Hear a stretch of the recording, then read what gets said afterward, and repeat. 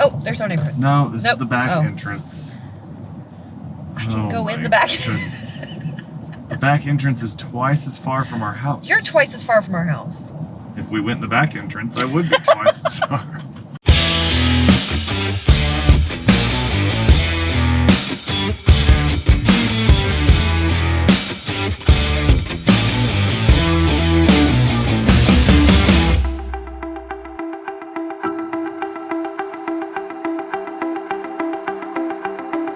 Here comes the unstoppable Toyota Land Cruiser, world's toughest four-wheel drive. There's no stopping a Toyota. Toyota goes where wheels never went before. So trade up to a Toyota Land Cruiser.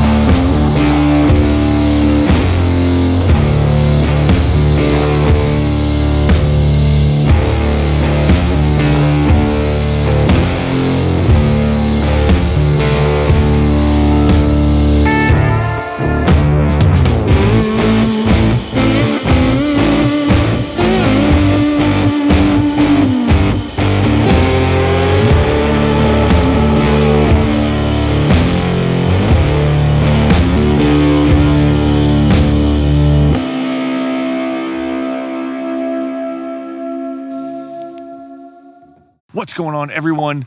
Jax here, and today I have an absolute legend, one of the most legendary nameplates in the automotive kingdom, and definitely one of the most legendary SUVs ever made, the Toyota Land Cruiser.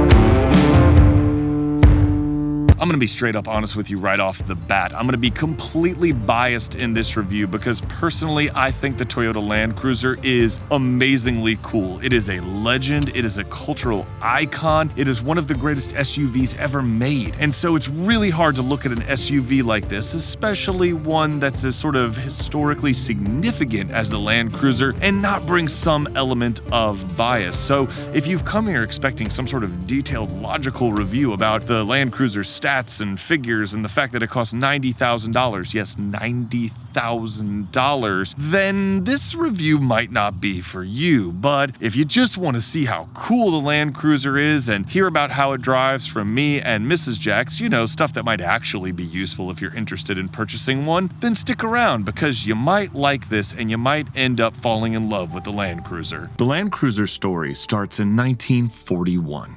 When the Imperial Japanese Army sent an American Jeep found in the Philippines back to Japan, where Toyota was asked to produce a similar vehicle for the Japanese military. In 1951, Toyota produced a version of the Jeep for American troops fighting in the Korean War, which was renamed Land Cruiser to avoid trademark infringement from Jeep.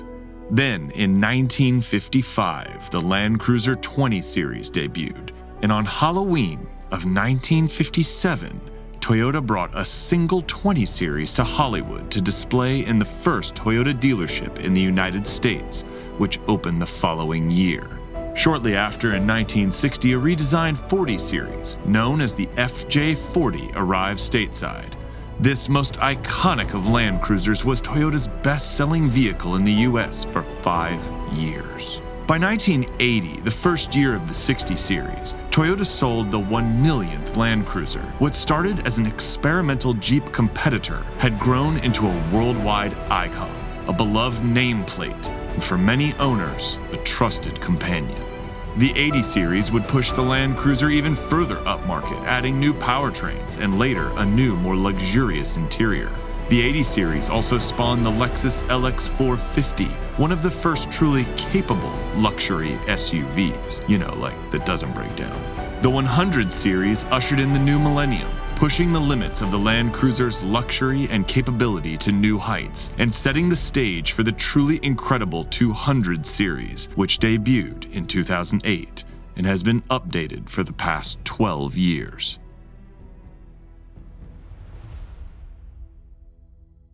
I'm sure some people might look at the Land Cruiser and think it's too understated, that for $90,000 you should get more. You should get more flash, more pizzazz. But personally, that's kind of why I like the styling of the Land Cruiser. And Mrs. Jax agreed. She thought it could use a little more flash, but at the same time, if you know, you know. That's the thing about the Land Cruiser. If you know what it is and you know what it's capable of, then you know why it's special. It's not just another Tahoe or Suburban. Trust me, we have a Chevy Suburban. When we go on vacation, our Chevy Suburban is one of 8 trillion Chevy Suburbans driving people around. But every once in a while, every once in a blue moon, you see one of these. And every time I do, I go, that guy, he knows. One thing I will ding the Land Cruiser on just a little bit is that it has looked largely the same for quite a few years now, and the front end doesn't exactly scream anything special. The front end just sort of looks like a large, generic Toyota SUV, and you don't really get something sort of unique and significant to signify that this is the top of the Toyota hierarchy, that this is the most expensive model that they make, and sort of denote it as special as it really is, and as special as the price would, you know, kind of suggest.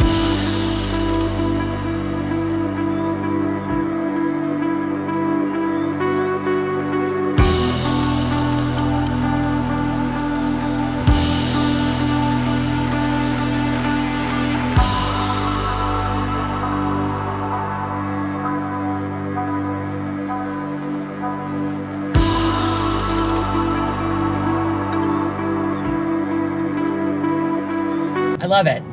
Keep it, since that's not an option. I really like it. I like that I'm riding up high, and I have a Suburban, so I'm used to being up high, but this feels like even higher. The seats are very comfortable. The ride is very smooth. The braking is a little jerky for me. I feel like my Suburban is the exact opposite of that. The inside is like really pretty. It doesn't have some of the like heads-up display and things that I would have expected for this price point, because you've had other cars that weren't that expensive that had like the heads-up. Is that what it's called?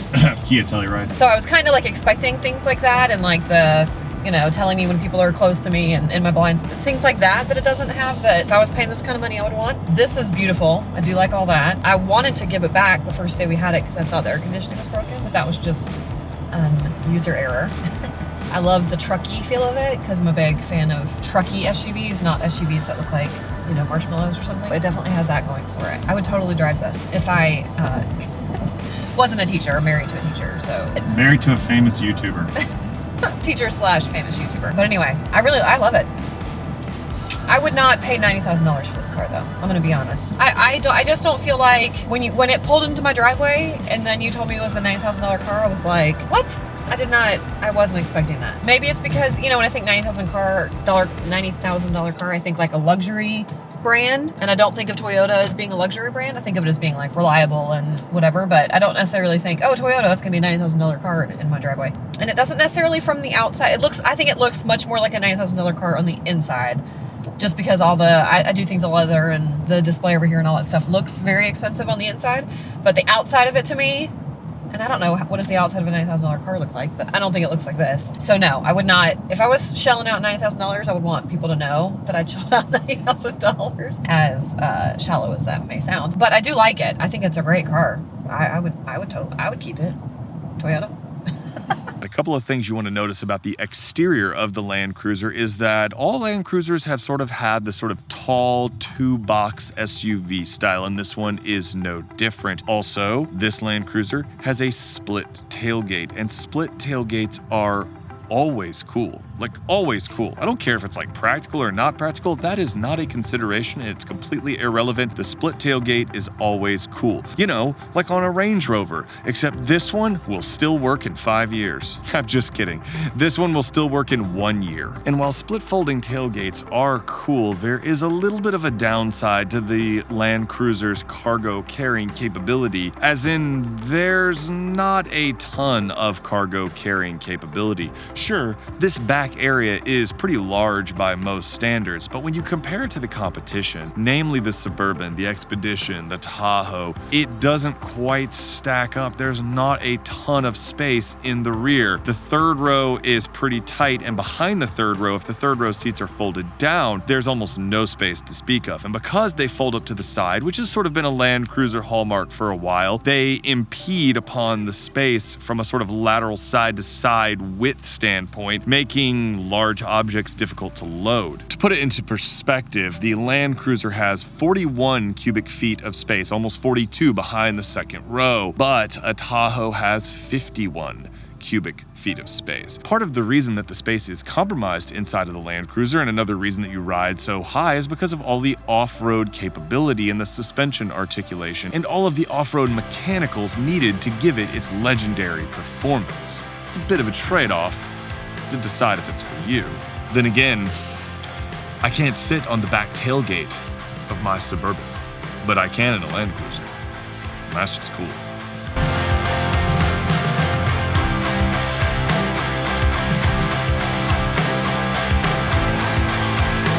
Right off the bat, this car weighs the better part of 6,000 pounds. And if you're not used to driving a car like that, you'll notice it. It feels big, but having owned a Suburban for 8 years, this car handles very well considering its size. I actually just got out of my Suburban not that long ago. Now that's an 8-year-old car, of course. You're struck by the sort of solidity of the structure, the isolation in here. It's a lot less noisy. The steering is far, far better, especially at speed. At low speeds, the steering in the Land Cruiser is kind of like it was in the Tacoma. It's almost comically slow and heavy. I think in a vehicle of this price and status, it's a little unbecoming, you know, because the Tacoma was a truck. It's a trucky truck. It was an off-road truck. Yes, this car has legendary off-road capability, but that incredibly slow and heavy steering feels a little unbecoming for a car of this class. At speed, it's a non-issue, to be honest. The steering has an appropriate amount of heft to it, and it actually feels a lot better than our Suburban steering. The Suburban steering is incredibly kind of vague and dead on center. Again, it's a 2012, but it's sort of an interesting comparison because our old Suburban does what this car would do for a family that was much wealthier than we are, if they were inclined to buy a Land Cruiser, of course. Another thing that jumps out right away is that our old Suburban is powered by GM's sort of legendary small block. And it's a good engine, and we've had no problems with it, and it's sort of been mildly updated in the current Suburban, sort of refreshed over the years. Toyota's venerable 5.7-liter V8 that they've had for quite a while is what powers the Land Cruiser, and it is a gem. An absolute gem of an engine. I'm not a big fan of the Tundra and the Sequoia. I think they're kind of dumb, to be honest with you, because they haven't been updated in a long time. They're desperately in need of a refresh. But the V8 that powers those vehicles and this one is so incredibly smooth. It's got decent torque down low, runs out of steam a little bit up high. It is kind of carting around this massive vehicle, but it is just a joy. This engine is so good, and I don't think it gets enough credit for being as good as it is. Likewise, the 8-speed automatic transmission in this car is pretty smart. I don't really think it's trying to prioritize gas mileage, and so it gives you reasonably quick downshifts. It summons the power reasonably quickly, and it kind of gets this big rig up and moving at a decent speed. It might not be quite as smart as GM's new 10-speed automatic, but compared to the 6-speed automatic in our old Suburban, that transmission is one of the worst parts of that car. It is god-awful. It upshifts to high gears for gas mileage, and it will not kick down. It is one of the most irritating parts of that car. This transmission, by comparison, incredibly smart, very intuitive, always seems to know what you want. Now, we're on my handling road right now, and we're going incredibly slow because we're stuck behind this van. The Land Cruiser does okay on this road. It rides the way you would expect a vehicle of this size and this weight to ride. On smoother roads, the Land Cruiser's ride is pretty great, actually. Body control is kept in check. Roll is, you know, it's there, but it's not excessive. It's not obscene. The Land Cruiser is a very large vehicle that manages its size and bulk better than most vehicles of this size. However, is it necessarily going to ride that much better than a current, Chevy Tahoe or Suburban or Ford's Expedition? I would say no. I mean, we're taking this corner pretty quick and it's got some significant roll. The ride is nice, but it's leaning into it pretty hard. But you have to keep in mind that the Land Cruiser is managing all of this suspension travel because it is one of the most legendarily capable cars off-road. Another thing that sticks out about the Land Cruiser when you climb in is how high the seating position is. It is far higher than the seating position in our Suburban or current Suburban. You sit way high up, you get a commanding view of the road, which is very nice. The interior is nice, but it feels decidedly old school. You've got an old school kind of semi-gated transmission. I don't even know what they used to call these things, the ones that kind of go clunk, clunk, clunk when you shift into gears. It could be charming and endearing, or you might find it to be stupid and old. It also has a sort of manual pull-up parking brake. I don't know why I just pantomimed that motion for you, as if you don't know how those things work. You can tell this car was designed before cell phone integration became mandatory because the Land Cruiser's cell phone area is not really existent. There is a wireless charger in this little cubby down here, which is kind of convenient, I guess, not really. And the center screen is large and placed up high, and in a car like this, a sort of truck, I like that it's a very short reach and you can touch it and you can manipulate it. But this is a $90,000 car, and the interior does not feel like a $90,000 car. The plastics are nice, but they're actually not really as nice as the Avalon that I had. The Avalon that I had a few weeks ago had a much nicer interior. The leather was as good or better than what's in here. The plastics and the trim was as good or better. The Land Cruiser has a sort of beautiful steering wheel. It's got this nice leather on the steering wheel with the real wood here and at the bottom.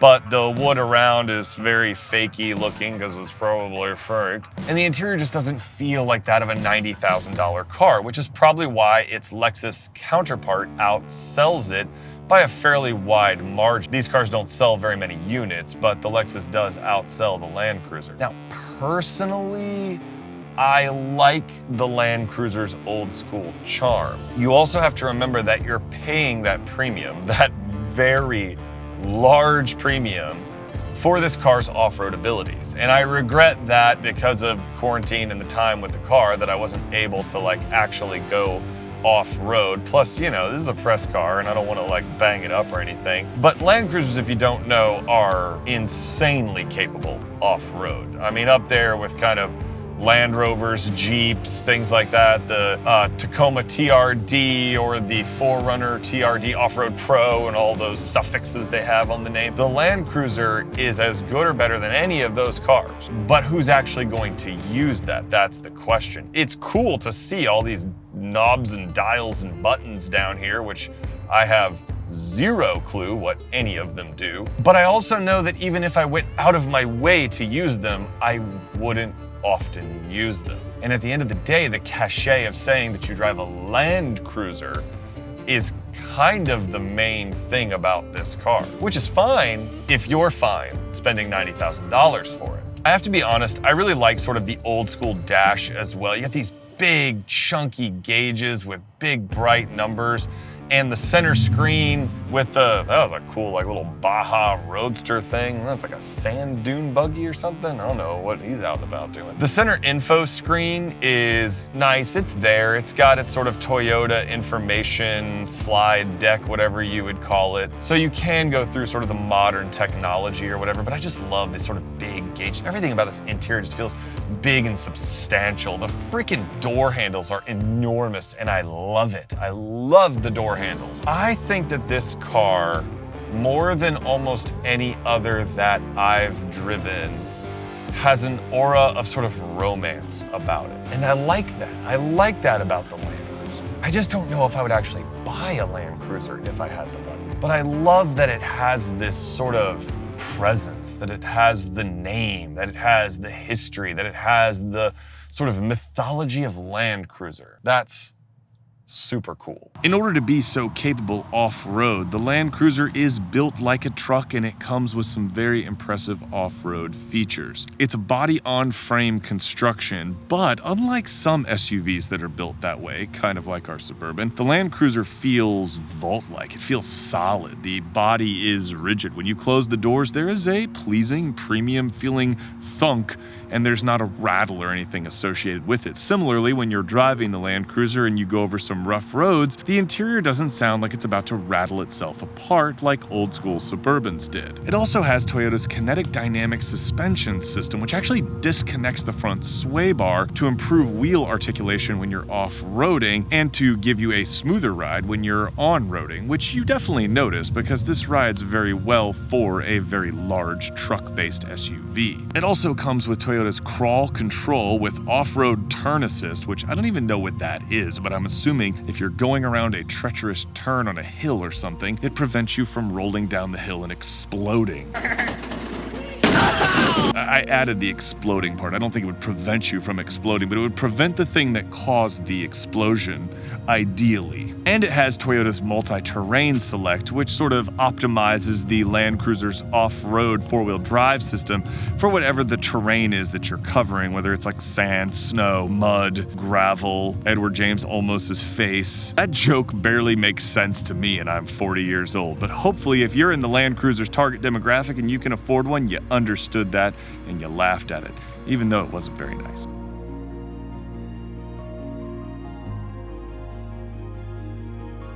And here's the thing, if I'm being honest, there's not a lot that you could say about the Land Cruiser that's bad. The interior's a little small, but it's nicely finished. The ride is good. The exterior looks great. Its off-road credentials are unquestionable and second to none. Cargo space is okay. All in all, the Land Cruiser is a pretty phenomenal SUV. And on top of all of that, it comes with Toyota's legendary reliability, and Land Cruisers in particular sort of have an even higher echelon of reliability. Like, there's Toyota's legendary reliability, and then the Land Cruiser's like on top of that. Like, it's legendarily reliable, and it does so while tackling anything nature can throw at it, which I suppose makes it even more reliable. Like, it's reliabler than Toyota's other cars. But now we sort of come to the elephant in the room. Basically, there's no logical reason to buy a Land Cruiser. In the same way that there's no logical reason to buy a Range Rover or Mercedes G-Class. There's no logical reason to spend $90,000 on an SUV. And for a lot of people, there's definitely not a logical reason to spend $90,000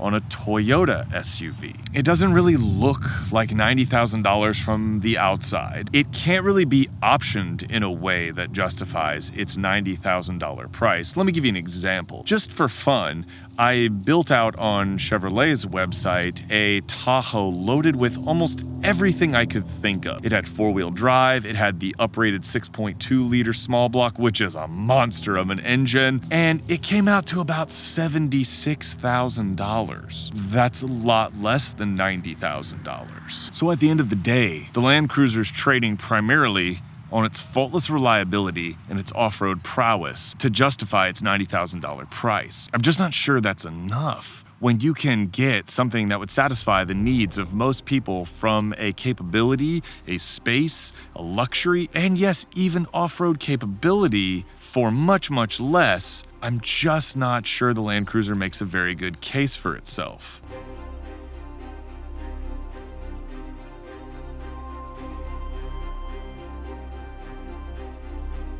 But don't forget I said at the beginning of this review that I'm horribly biased, and I think that the Land Cruiser is totally cool, and if it were my money, I would strongly consider getting one. Why? Because I think you'd have to be an absolute fool to buy a Range Rover or a G Wagon over something like the Land Cruiser. You're getting most of the features. It has all of Toyota's infotainment system, all of their current stuff. You're getting as good or better off-road capability. You're getting a legendary name that's equally legendary, in my opinion, to Range Rover or G Wagon. And on top of that, you're getting it for as much or less than those cars with a reliability that they could only dream of. The Land Cruiser will never fail you.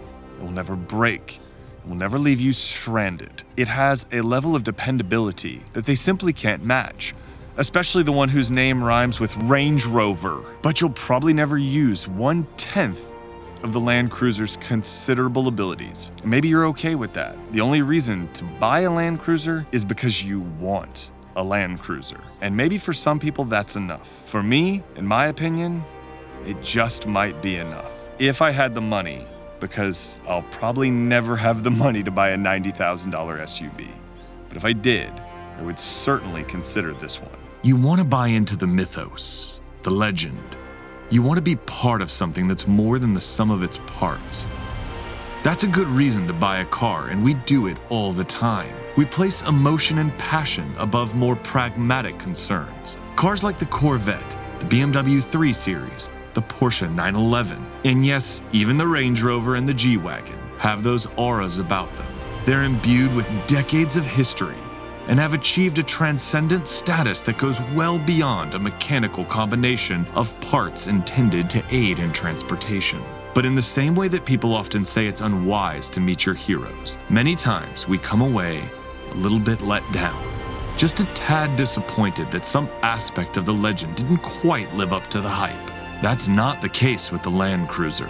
It'll never let you down, which might be precisely why you should buy one. Guys, if you like this video, please consider giving it a like. Please consider sharing it. Please consider posting it all over your social media and your Facebook pages. I would really appreciate it. I do this just for you guys because I love to do this. I love to film cars. I love to talk about cars. I love to share cars with you guys. And I hope that this review, especially with special guest star Mrs. Jax, who really loves her big SUVs, I hope this review brought you some level of value and entertainment during this time when we could all use a little cheering up. We could definitely all use a little entertainment. So thanks for watching. Please consider liking, subscribing, and ringing the bell if you enjoy this sort of content, and I'll see you in the next video. This is Jack. Stay safe, stay sanitized, drive safe, ride safe, and I'll see you in the next one. Peace.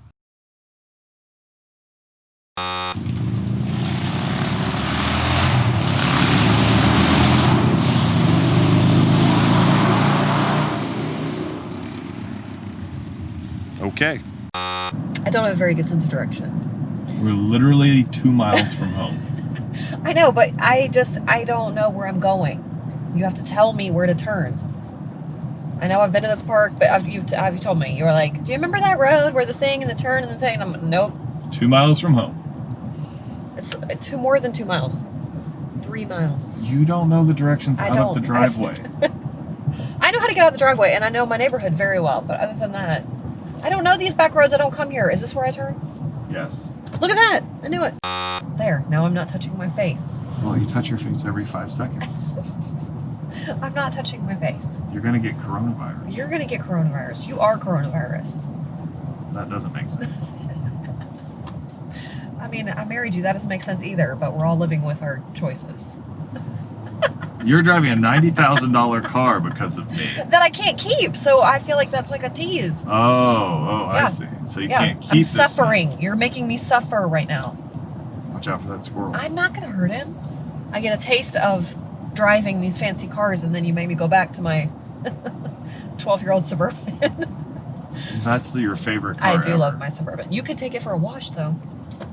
It's like really dirty. I can only do so many things. Well, add one more thing to your list. It seems like a doable one. See, there's those brakes. Did I just make that turn without you telling me? Well, there was nowhere else to go. Oh, it was a dead end. Yes. You had to turn. Well, I Otherwise, we didn't would have realize that. driven Is this our into a neighborhood? church. No, this is not where we live. I thought it was the back entrance. I don't use that entrance much. It looked familiar, but it wasn't. It's nowhere near our neighborhood. Oh, I just touched my face. Sorry, that was just my hair, but I just had to make sure it looks okay. Women of America want your perspective. I know, and I'm giving it to them, but they also want a husband that will allow me to touch my face. Not in the video. I'm just trying to be myself, okay? You're going to go right at the light up there, Okay. I wouldn't have done that. which will take us home. But I do like this. And husbands, you should all buy your ladies one of these. We would all be very happy. If you have a spare $90,000. Yeah, who doesn't? You don't say your own joke was a good one. I can if I want to. That's not how that if works. If it makes me laugh. So I can't laugh at my own jokes either? No, that's like the number one thing you don't do is laugh at your own jokes. Go left up here. Right here? Yes. Sure. That's literally directly to our neighborhood. Oh, that is our. Oh, yeah. I would have kept going straight. You would never even get home. I would call you and say, help me. I don't know where I am. You'd just be driving around where we live in It's Atlanta very in true. circles. It's very true. Very true. It's a good thing. It's a good thing I have this fancy nav system right here.